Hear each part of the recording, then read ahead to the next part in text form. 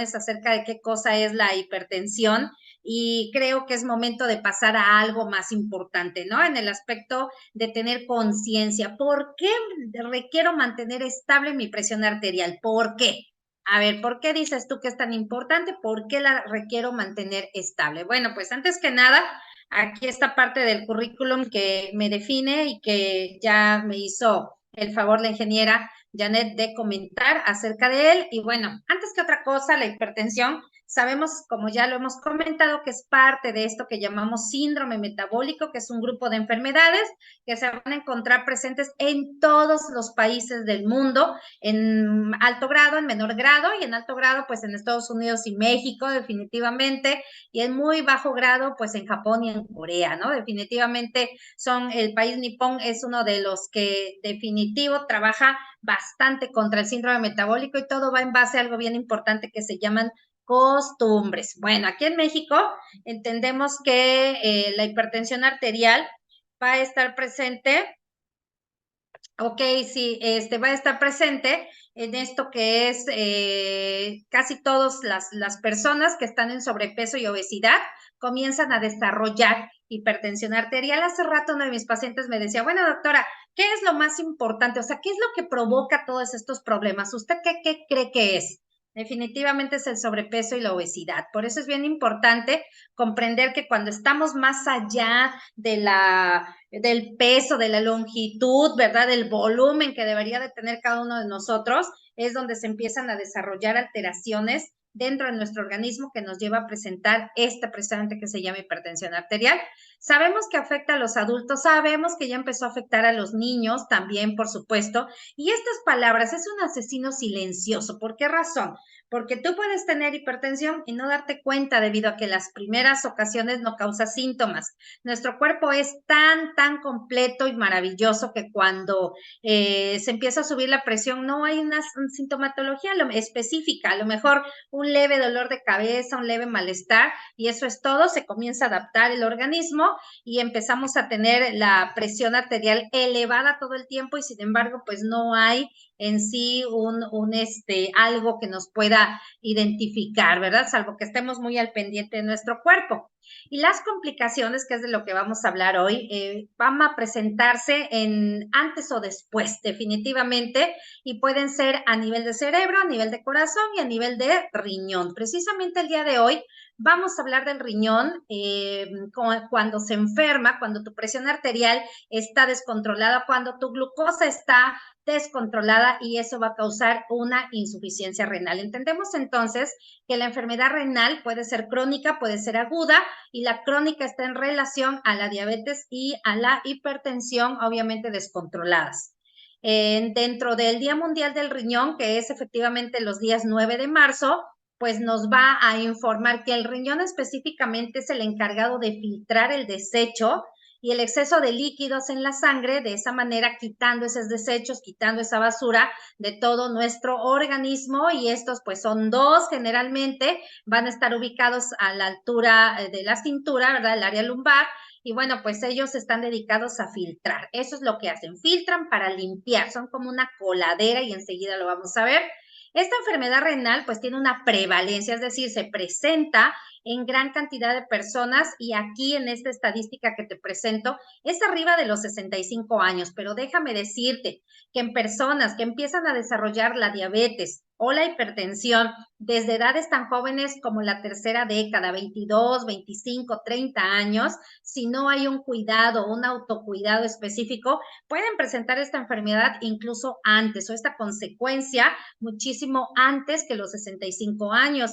Entendemos que 1 de cada 5 hombres entre 65 y 74 años va a presentar esta enfermedad y de una entre 4 mujeres va a tener este problema.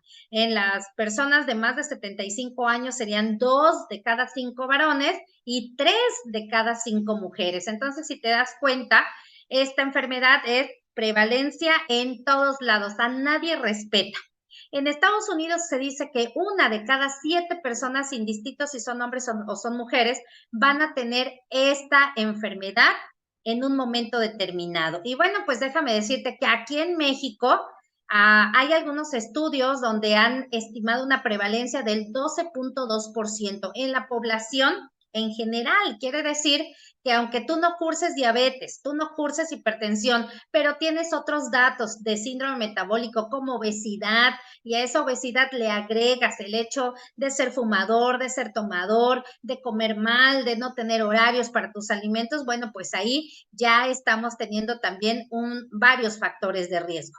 Así que aquí lo ideal es prevenir la consecuencia de la hipertensión mal controlada y de la diabetes y por supuesto de la obesidad.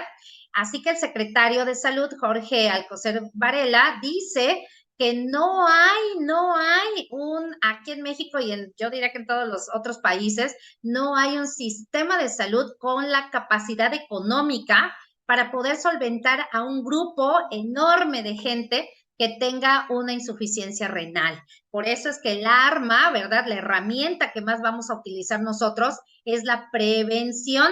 Imagínate que para el año 2025 van a existir alrededor de 212,000 pacientes diagnosticados con insuficiencia renal en fase avanzada aquí en México, dado que cada año se van a estar sumando 40,000 nuevos casos. Dime tú entonces en dónde un sistema de salud va a poder controlar todo esto. Entonces, vamos a entender que las enfermedades renales más frecuentes son la enfermedad renal crónica como tal, cáncer de riñón, cálculos renales, nefropatía diabética, ahí sí con un origen específicamente en diabetes mal controlada, la glomerulonefritis, enfermedad renal poliquística y pielonefritis. El día de hoy solamente vamos a tocar la parte de la enfermedad renal crónica, simple y sencillamente para entender cómo poder prevenir y si ya tengo el padecimiento, cómo poder prolongar la vida activa de estos riñones. Dentro de todos los factores de riesgo, ahí están presentes, ahí te los escribí todos. Realmente hablamos de si estamos padeciendo diabetes o hipertensión, son los primeros factores de riesgo, como ya lo he comentado. La enfermedad cardíaca, por supuesto, cardíaca per se, no como consecuencia de diabetes o hipertensión o síndrome metabólico, obesidad, sino simplemente porque hay ya una enfermedad cardíaca. Obviamente estimulada, ¿verdad? Por el hábito de fumar, por la obesidad, por antecedentes genéticos de enfermedad renal familiar, estructura renal anormal, eso ya es hablar de estructura, eso sí ya es otra cosa. La edad avanzada, por supuesto, dicen que todo por servir se acaba y pues el riñón no es la excepción, ¿verdad? Definitivamente todo el tiempo trabajando y a lo mejor filtrando sustancias excesivamente tóxicas, definitivamente van a causar aquí un daño. Y lo más importante es la automedicación.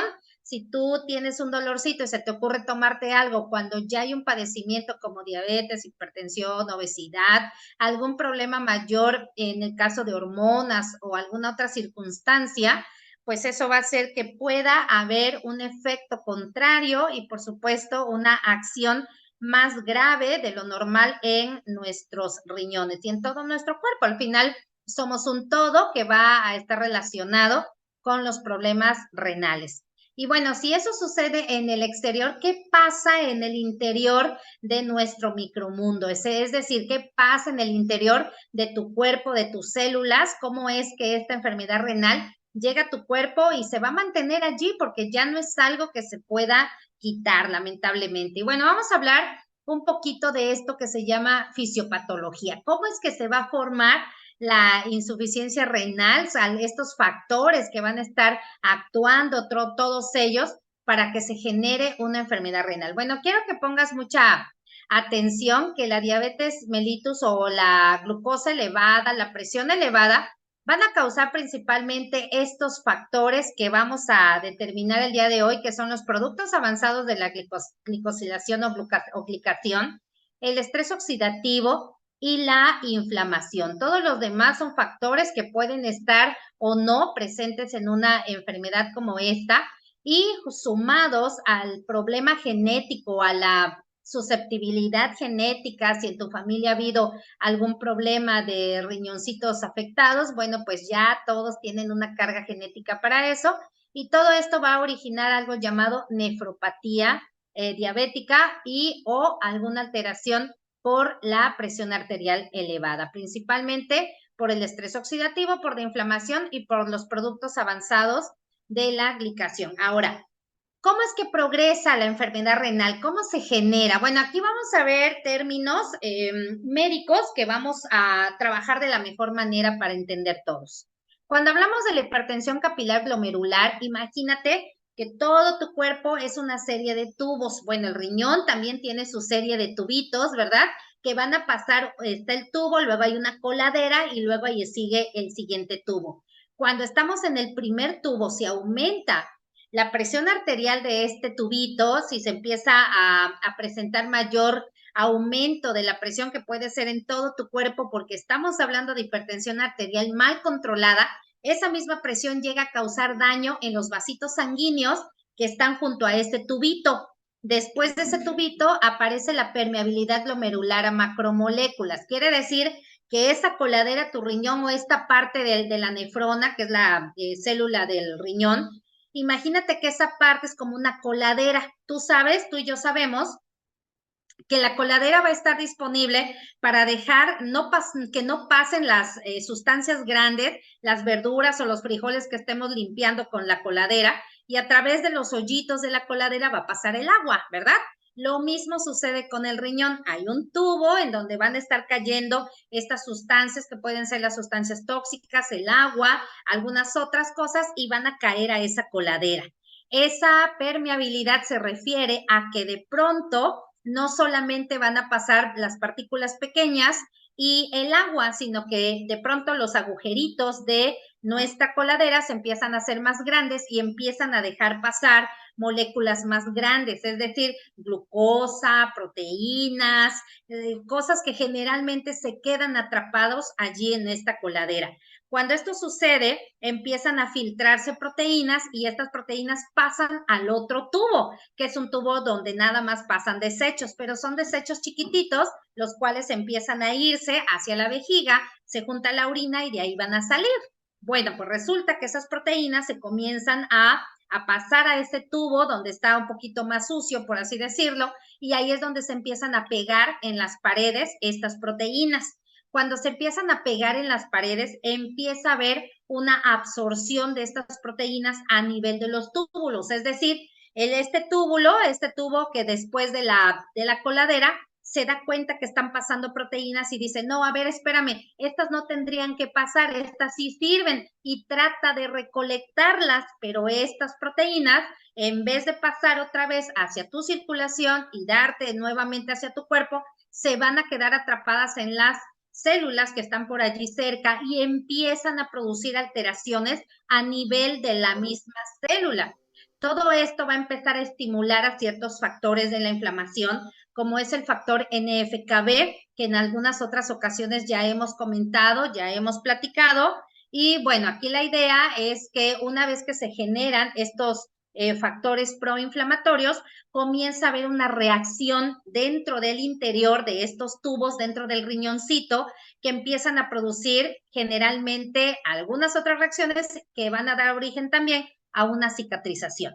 Quiere decir que aquel espacio del riñón que servía, que funcionaba, debido a que la presión comienza a aumentar, empiezan a aceptar, más bien los agujeritos de la coladera se empiezan a hacer más grandes y comienzan a pasar ciertas sustancias. Ahora, quiero aclarar una cosa, cuando se trata de glucosa, a veces es un mismo es un proceso que el mismo riñón entiende que lo requiere hacer para que la glucosa existente en nuestro cuerpo pase demasiado y eso ya se llama nefropatía diabética. Pero mientras sea la presión, la hipertensión arterial que lo produzca, va a hacer que esa misma coladera se amplía, pero por presencia de la hipertensión arterial. Y esas proteínas que se pasan, que no deberían pasarse y ahora sí se pueden pasar, son las que empiezan a provocar daños en el interior de las células siguientes, del tubo siguiente a la coladera, y eso es lo que van a provocar estos factores de inflamación llamados NF-κB y todo lo demás que desencadena, como es la cicatrización. Esta cicatriz, obviamente entendemos tú y yo, que una cicatriz no es un tejido igual al normal. Si se forma una cicatriz, entonces es un tejido diferente, es un tejido que no hace las mismas funciones de un tejido normal. Así que si esta cicatriz se presenta en el riñón, no va a hacer la función normal de un riñón. Así que entendemos que dentro de los signos y síntomas que aparecen en esta enfermedad renal y que se van a presentar con el paso del tiempo, porque déjame decirte que no, que cuando más bien una persona es detectada con insuficiencia renal, ya tiene mucho avance, es decir, ya está teniendo una enfermedad de un 40, un 50, un 30% de desgaste de ese riñoncito. Y bueno, la verdad es que entre más tiempo tengamos molestias y no nos hagamos caso, como normalmente ocurre aquí en México, va a empezar a presentarse ahí una pérdida de la función renal. Cuando un paciente es detectado en este momento, ya se pueden estar presentando síntomas, como son los siguientes síntomas: náuseas, vómitos, pérdida del apetito, fatiga, debilidad, cansancio, problemas del sueño. A veces vamos a orinar poco o a veces más de lo normal, como que empezamos a sentirnos embotados, ya no comprendemos algunas cosas, incluso hasta hay gente que disvaría, ¿verdad? Se presenta lo clásico, que es la hinchazón en las piernas, en los tobillos, incluso puede llegar a estar en las manos. Hay una picazón, la piel se vuelve seca. ¿Por qué? Porque aquí ya estamos hablando de una enfermedad donde se están acumulando los tóxicos que generalmente salen a través del filtrado del riñón. En este momento se empiezan a acumular y ya empieza a haber otros síntomas, ¿no? Así que a veces en este momento la presión arterial puede empezar a elevarse más todavía y a pesar de estar tomando medicamentos, la presión no se controla. En ese momento un médico que esté observando esto, que ya te di esto, ya te di lo otro y no baja, tengo que hacer un examen renal, pero urgente. ¿Por qué? Porque ese paciente puede tener ya una insuficiencia renal. No me estoy dando cuenta y estoy afectando en vez de beneficiar. Por eso es bien importante la agudeza médica para comprender que hay este problema. Puede presentarse también acúmulo de agua aquí en los pulmones, lo cual ocasiona una falta de aire, ¿verdad? Empezamos a tener esa dificultad para respirar y obviamente junto a la dificultad viene el dolor en el pecho porque hay agua también en el revestimiento del corazón, entonces tanto pulmón como corazón comienzan a fallar y hay una dificultad que le llamamos disnea, hay pérdida, ¿verdad? Hay dificultad respiratoria, obviamente que no puedes tú respirar y ¿qué se acumula? Pues obviamente que la alteración, te sientes nervioso, estás completamente mal en este aspecto. Aquí entonces son algunos de los síntomas y si te das cuenta son bien generales. Quiere decir que esto lo podemos presentar por esta enfermedad o por cualquier otra, definitivamente sí, sí se puede presentar. Ahora, aquí viene el detalle con los riñones. Nuestro cuerpo es maravilloso y déjame decirte que cuando empezamos con una enfermedad renal, el riñón compensa la función de la disfunción de una parte de su propio tejido, lo compensa con otra parte, de tal forma que ni cuenta te das que se está produciendo esta enfermedad y una vez que nos enteramos ya hay un daño irreversible.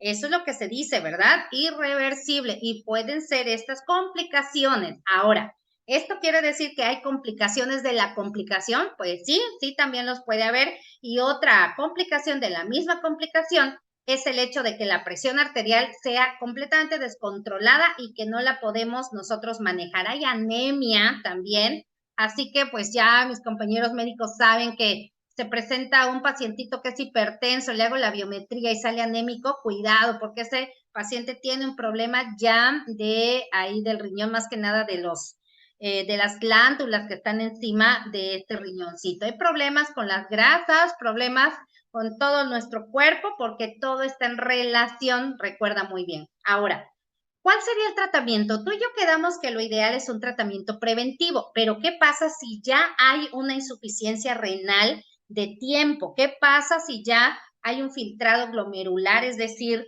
una función renal disminuida? ¿Qué es lo que sí podemos hacer? ¿Qué es lo que no podemos hacer? Todo mundo te recomienda que hagas una cosa, otros te recomiendan que hagas otra, tienes a lo mejor a un familiar con este detalle o simple y sencillamente estás iniciando una enfermedad que se llama diabetes, estás presentando una enfermedad llamada hipertensión, estás en sobrepeso y obesidad, bueno, pues, ¿qué es lo que puedo yo hacer dentro del tratamiento preventivo? Antes de empezar con este tratamiento, déjame decirte una realidad muy triste aquí en México y quiero creer que en otros países también es una tristeza porque inmediatamente que hay un nuevo medicamento que sirve para algo en especial, luego entra, ¿no? A todo el mundo, que todo el mundo lo conozca. Bueno, hay terapias, es decir, tratamientos actuales para pacientes con enfermedad renal crónica y diabetes tipo 2. Pero, ¿qué crees? Hipertensión, pero todos van hacia factores hemodinámicos, van encaminados a dos cosas. A pesar de que el riñón tiene varias causas y varios lugares por donde se podría atacar esta enfermedad, hay solamente dos factores que están trabajando en el área de los medicamentos, porque son al final, pues lo más sencillo, son el hemodinámico y el metabólico. Cuando hablamos del hemodinámico, definitivamente hablamos de la presión arterial. ¿Verdad? Una presión arterial elevada, mal controlada, y pues ahí están los inhibidores de la ECA, en fin, diferentes medicamentos que se utilizan y que van a estar siendo más que nada prescritos para tratar de controlar el aspecto hemodinámico de un problema, es decir, de la circulación en un paciente con hipertensión. Desde el punto de vista metabólico, pues son todos aquellos que tratan de controlar la glucosa. Pero hay una ventana de oportunidad que es la que está en color lila, aquí la puedes ver, y es la inflamación y fibrosis, es decir, la inflamación y la formación de cicatrices. En esa parte nos dice aquí la Secretaría de Salud de aquí de Veracruz, en la Secretaría de Salud, aquí es en México total, dice que no hay ningún tratamiento existente dirigido principalmente a la inflamación y a la fibrosis, que no existe un medicamento alópata que nos pueda ayudar en este aspecto. Por eso es bien importante utilizar estas estrategias para retardar la progresión en los pacientes con nefropatía crónica o una hipertensión crónica como tal. Chécate cuáles son: dejar de fumar, mejorar el control de la glucosa, cuidar la presión arterial, el control de peso, aumentar el ejercicio físico, no somos árboles, requerimos movernos, mantener una ingesta proteica más o menos baja, control de las infecciones urinarias y bla, bla, bla. Montones de estrategias y tómale captura de pantalla porque eso es lo que requerimos hacer para controlar y mantener estable, aparte de mantener estable la circulación, mantener lo más limpio posible nuestro riñón, ¿verdad? Y bueno, aquí lo ideal es que tú sigas las instrucciones de los medicamentos de venta libre, porque muchas de las veces podemos comprar analgésicos, ¿verdad? Y si no tomamos las indicaciones y pues yo me tomo dos para rápido, pues no, la verdad es que no va a funcionar más rápido, pero sí va a dañar más rápido. Entonces, es importante que debamos mantener el uso de estos analgésicos a lo mejor muy poquitos hasta que te puedas entrevistar con tu médico y él te diga cuántos días puedes usar X o Y tratamiento. Hay que mantener un peso saludable y esto es sumamente importante. Si tú tienes un peso saludable, pues lo ideal es que todo tu cuerpo va a funcionar de la mejor manera. Así que si necesitas perder peso, dejarlo ir, pues ¿qué crees? Nosotros como médicos, pues también tenemos la capacidad de enseñarte cuál sería la mejor manera. Y lo ideal, te lo voy a decir, lo ideal es que en un tiempo de 3 meses puedas perder el 10%, no perder, dejar ir el 10% de ese peso que te acompaña. Y si pesas, por ejemplo, 70 kilos, lo ideal es que en 3 meses puedas dejar ir 7 kilos, haciendo ejercicio definitivamente y consumiendo alimentos de otro tipo. Nosotros en obesidad y sobrepeso manejamos mucho el modelo de energía. Poca energía entra, mucha energía sale, pues hay una reducción, ¿no? Bueno, pues déjame decirte que ya han cambiado también esos modelos y de eso vamos a platicar próximamente en el tema de la obesidad. Cuando pues tenemos alguna inclinación por el uso del cigarrillo y lo hacemos de muchas ocasiones, por favor, la idea es dejar de fumar en el momento más corto que tú puedas, ¿verdad? Porque esto sí es una causa y un efecto muy grande en lo que es el daño al riñón y hay que utilizar un grupo de apoyo, algunos medicamentos que ya existen para poder dejar de fumar. Controla tu enfermedad crónica con la ayuda de tu médico, por supuesto. Si hay alguna enfermedad crónica, pues evalúate inmediatamente con tu doctor y sigue, ¿verdad?, el tratamiento de la mejor manera que se te haya indicado. Ahora, Dentro de los tipos de alimentación y suplementación, pues hay muchos tipos de dietas, de alimentaciones que podemos llevar, como la tradicional, la basada en plantas, que sería la vegana, basada en plantas con suplementación, los alimentos libres de proteínas y la muy baja en proteína suplementada. Todas estas formas de alimento, pues sí lo podemos manejar, podemos buscar de qué se trata cada una de ellas.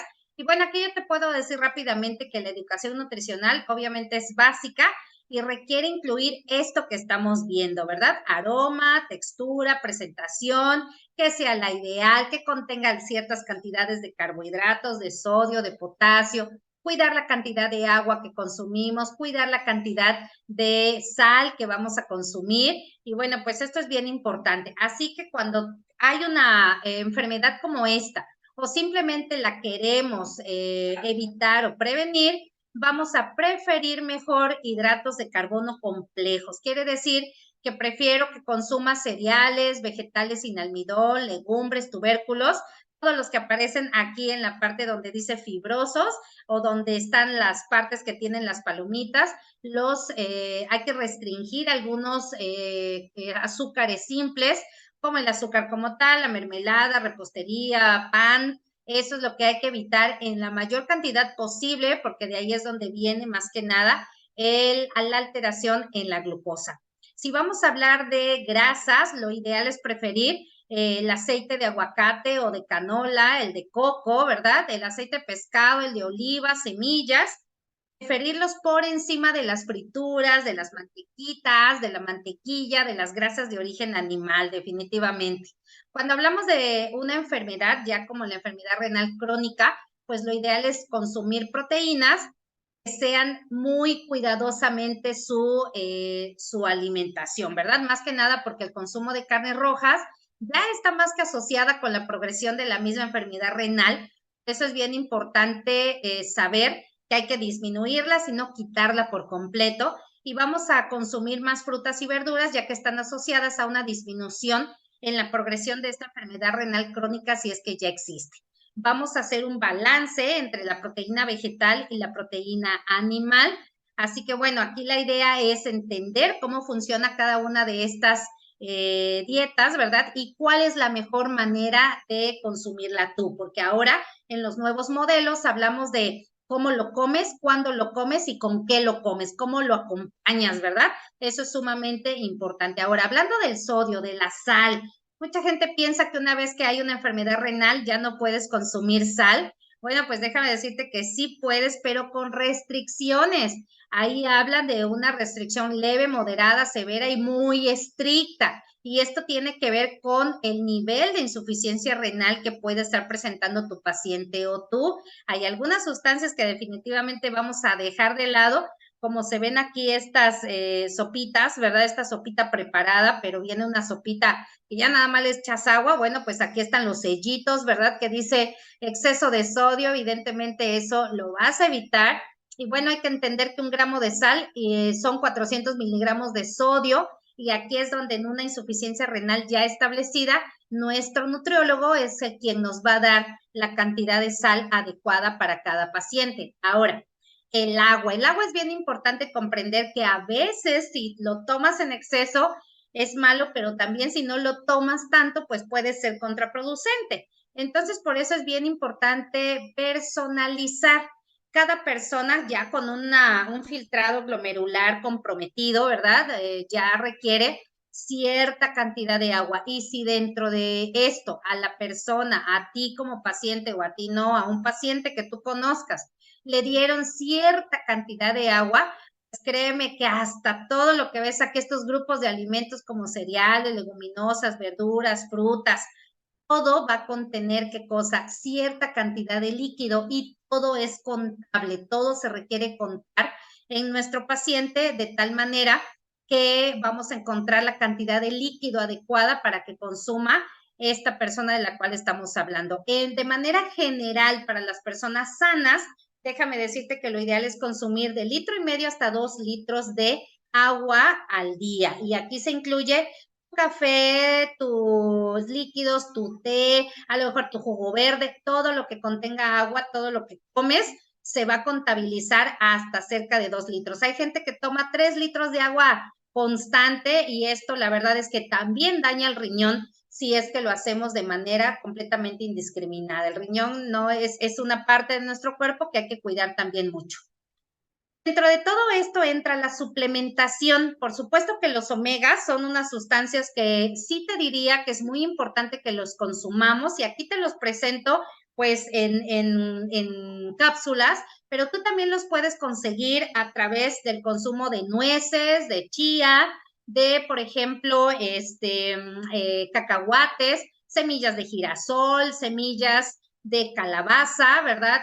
Nuecesitas de la India, nuecesitas de macadamia, todas esas, pistachitos, todos esos alimentos te pueden dar omegas, que son el 3, el 6, el 9, las que más van a estar relacionadas a la disminución del colesterol, de la fracción de colesterol LDL y por supuesto de la elevación de HDL. Tenemos otro tipo de nutracéuticos que van a disminuir el estrés oxidativo, si te acuerdas es una de las partes que ocasionan oxidación en nuestro tejido renal, disminuyen la inflamación y por supuesto que disminuyen también los efectos de la glicación, que son más que nada la glicación se refiere a los intercambios bioquímicos que se presentan entre uno y otro de nuestro, de la formación de estas sustancias en el interior de nuestro cuerpo. Me encontré esta revista colombiana del Pub Médico en donde habla de 23 artículos, los cuales hablaron de suplementación en pacientes con falla renal y hablan específicamente del uso de omega 3, de ácido fólico y los antioxidantes.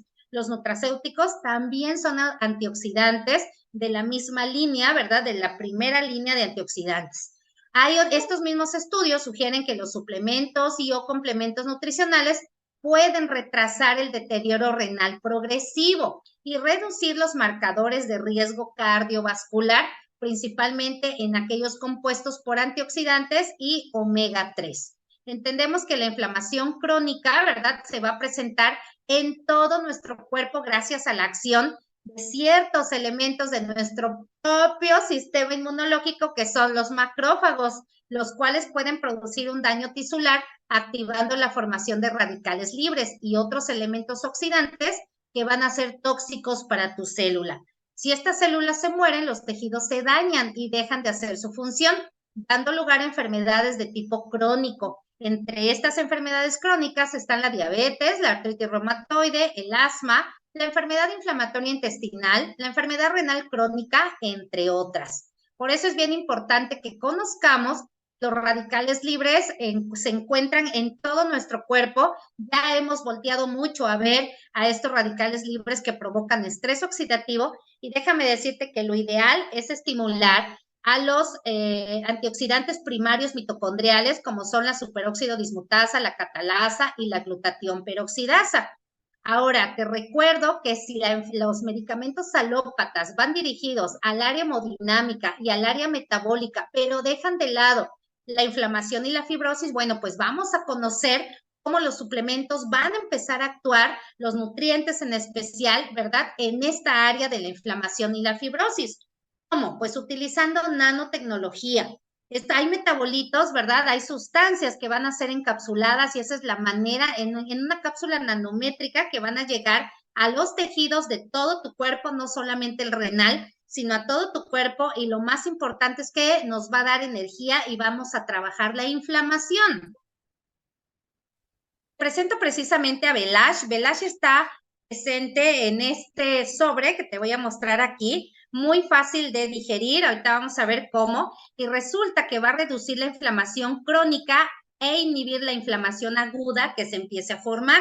Esta es la parte en donde trabajamos la inflamación dentro del riñón. Por supuesto que mejora la microcirculación sanguínea. ¿Te acuerdas que te mencioné que la hipertensión va a estar en relación al primer tubo antes de la coladera? Bueno, pues aquí la coladera de tu riñón, pues aquí la idea es que esa microcirculación mejore y por supuesto disminuya esta inflamación presente. cuando tenemos glucosa elevada en nuestra sangre, que también a muchas personas que tienen hipertensión ya también presentan resistencia a la insulina por el mismo sobrepeso y la obesidad. Cuando esto se marca, empieza a generarse algo que se llama glicación.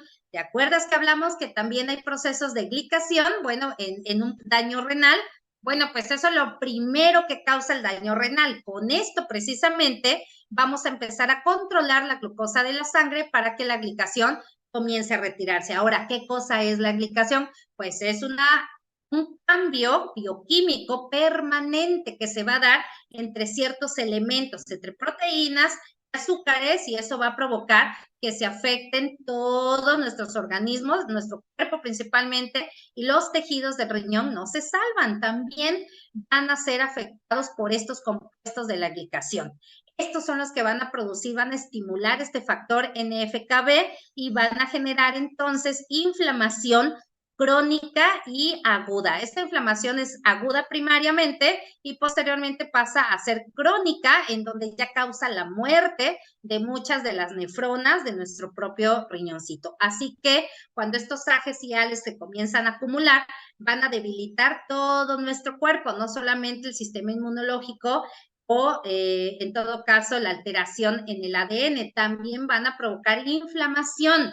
Un tejido inflamado también se infecta, deja de funcionar adecuadamente y se presenta entonces estas alteraciones de la inflamación y fibrosis.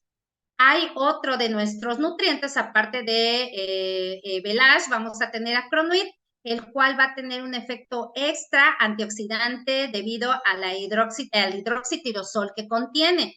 Dentro de su formulación, ¿verdad? Dentro de su fórmula hay una presencia de polifenoles del té verde, los cuales tienen una acción antioxidante muy potente y también ayudan más bien a la oxidación de las grasas, es decir, las rompen para poder ser utilizadas y de esta forma disminuye el colesterol en el suero de las personas. Así que por eso vamos a tener con Velash y con Cronuit un equilibrio celular. De esta manera logramos la prevención eficaz en los riñones utilizando tanto Cronuit como Velash en un balance muy, muy adecuado.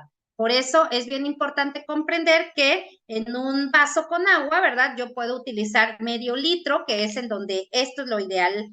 Vamos a aplicar el uso de un sobre de Velash en medio litro con agua. Pero ¿qué pasa si yo tengo una alteración renal? Bueno, pues la voy a poder aplicar este mismo sobre en menos cantidad de agua. Aquí, por ejemplo, hay 400 mililitros, en 200 mililitros, o también abriendo mi sobre y echándolo directamente en la boca, si es que hubiese un control súper estricto de la cantidad de agua que puede consumir la persona. Ahora, vamos a hechos contra opiniones. Todo esto que yo te digo puede ser que te parezca demasiado raro o a lo mejor poco creíble, o a lo mejor tú pienses que te estoy diciendo puras locuras que ni son ciertas. Bueno, pues yo te invito a que si esto te interesa, vamos a revisar, o que tu salud principalmente te interesa, ¿verdad? Pues vamos a revisar estos manuales que son los que tenemos listos y que hablan de nuestros nutrientes, y vamos a verlos en estos libros de especialidades farmacéuticas para que ahí puedas observar todos los efectos de las reacciones medicamentosas, adversas, secundarias, la farmacocinética y la farmacodinamia, es decir, cómo funciona, cómo es que actúa en el interior de tu cuerpo, y está avalado por todas estas certificaciones. Dado que es un nutriente de mucha calidad, entendemos que va a empezar a trabajar a nivel de las células, a nivel del interior celular, en donde se producen el estrés oxidativo, los radicales libres, y que los medicamentos alópatas trabajan en la consecuencia de la enfermedad, siendo que estos nutrientes van a trabajar precisamente en el origen del padecimiento. Y esto pues no lo digo yo, lo va a decir el doctor Bellido Deas, que es el director científico de Sankey Mayor y que es un hombre tan valioso, 40 años de investigación que ha estado ejerciendo aquí, bueno, en su país, en Japón, también en Francia, que es donde tienen algunos laboratorios, ya que se trata de un holding, laboratorios dispersos en diversas partes del mundo, y de esa manera es como van a estar trayendo toda esta tecnología a tu disposición. Muchísimas gracias. Esta es la información que quería darte el día de hoy como consecuencia de la hipertensión arterial.